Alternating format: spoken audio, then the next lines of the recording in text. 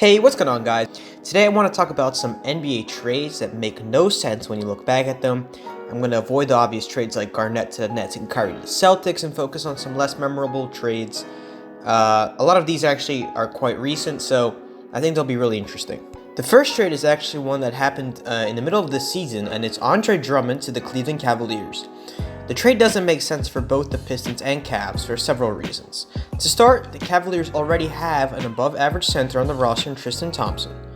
Neither Drummond nor Thompson can shoot, making it impossible to play both at the same time.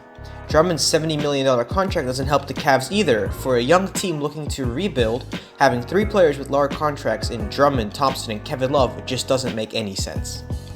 The Pistons actually lost this trade the most, having lost their best player for very little value. The Pistons received Brandon Knight, John Henson, and a future second-round pick. For a team clearly looking to rebuild, the lack of value received for Andre Drummond is bizarre. When this trade happened, a lot of people were really confused why the Pistons would trade their best player in Andre Drummond and not get really much value in return, not even a first-round pick. His value was pretty high, and this actual trade really just doesn't make much sense for the Pistons.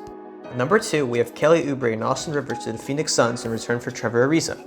At the time, the trade made sense as the Wizards were looking to make the playoffs.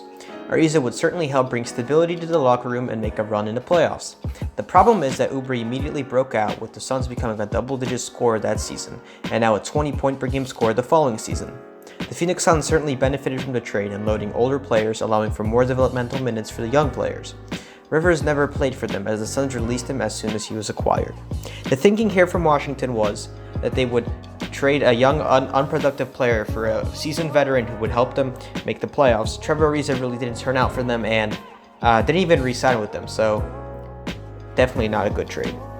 With the third trade, we're going all the way back to the 2006 draft. The Chicago Bulls drafted LaMarcus Aldridge with the second pick, only to trade him to Portland for future nobody Tyrese Thomas and Victor Kriapa. This trade makes no sense at the time and looking back. The Bulls badly needed a starting caliber big man to fill in for their loss of Eddie Curry in 2005. Instead, they traded the future All-Star to Portland for the amount to nothing only 4 years later. The Bulls turned out fine though, drafting Joakim Noah the next year, who became a Defensive Player of the Year and All-Star for the Bulls. The final trade of this video involves the Lakers trading D'Angelo Russell and Timofey Mozgov for Brook Lopez and a pick that turned into Kyle Kuzma. The Lakers gave away their young point guard who had been the second pick only 2 years prior, for almost nothing considering what the Nets got. Brooklyn received Russell and after a breakout 2019 season flipped him to the Warriors for Kevin Durant. Kevin Durant. All the Lakers have to show for that trade is Kyle Kuzma. Not a bad player by any means, but absolutely not KD.